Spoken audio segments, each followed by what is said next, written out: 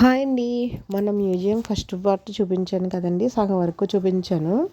ఇప్పుడు కత్తిమది చూపించేస్తాను, అస్సలు మిస్ చేయకుండా చూడండి. ఇందులో గడియారం పెట్టొచ్చి గంట కొట్టడం కూడా ఉంటుంది, మీరైతే చూసేయాలి.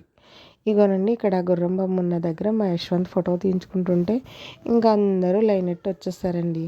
అక్కడ నుంచి అన్నీ చిన్న చిన్న బొమ్మలు పిల్లలు ఎంజాయ్ చేయడానికి మంచి ప్లేస్ అనే చెప్పొచ్చండి. మీరందరూ అయితే తప్పనిసరిగా వెళ్ళండి. ఇప్పుడైతే మీకు గడియారం 3 సార్లు గంట కొట్టడం చూపించేస్తాను, చూడండి.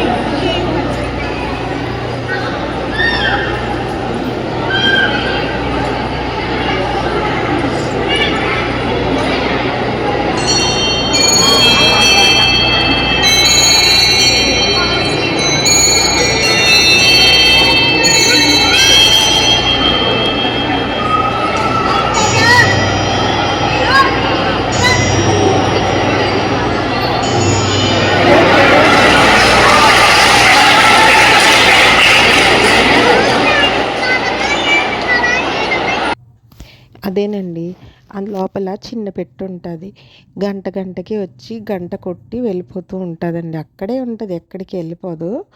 1 గంటకి 1 గంట, 2, 12 గంటలు అయితే 12 గంటలు కొడుతుంది. చూసారు కదా ఎంత జనం అయితే ఉన్నారో. 12 అయితేని 12 గంటలు, మేమైతే 3 గంటలకు అక్కడ ఉన్నాము. 3 సార్లు కొట్టిందనమాట. ఇదైతే తప్పనిసరిగా చూడాలి. అక్కడ నుంచి ఇవన్నీ కూడా ఎంజాయ్ చేసే బొమ్మలు చూసారా ఎంత బాగున్నాయో. ఈ కగ్గం ఇవన్నీ కూడా ఇక్కడ ట్రైన్ వెళ్తున్నట్టు అన్నీ చాలా చాలా బాగున్నాయి. ఈ సెలవుల్లో మీరు వెళ్ళండి, సెలవులు అయిపోతున్నాయి, తొందరగా వెళ్ళండి. ఇంకొక స్పెషల్ అయితే మీకు ఇక్కడ చూపించేస్తానండి. నాకైతే అది చూస్తుంటే నాకు ఆ పల్లెటూరు, ఆ పచ్చదనాలు ఇదివరకు రాజుల కాలంలో ఎలా ఉండేవో అవన్నీ ఇల్లులు కూడా ఉన్నాయి. ఇంకొక స్పెషల్ అయితే ఇందులో ఉంది. ఇదైతే 3R ఎన్టీఆర్ గారి ఆర్ఆర్ సినిమాలో నాటు నాటు సాంగ్ ఉంది చూసారా, ఆ సాంగ్లో డాన్స్ ఎలా అయితే చేశారో ఈ బొమ్మలో కనిపిస్తుందండి.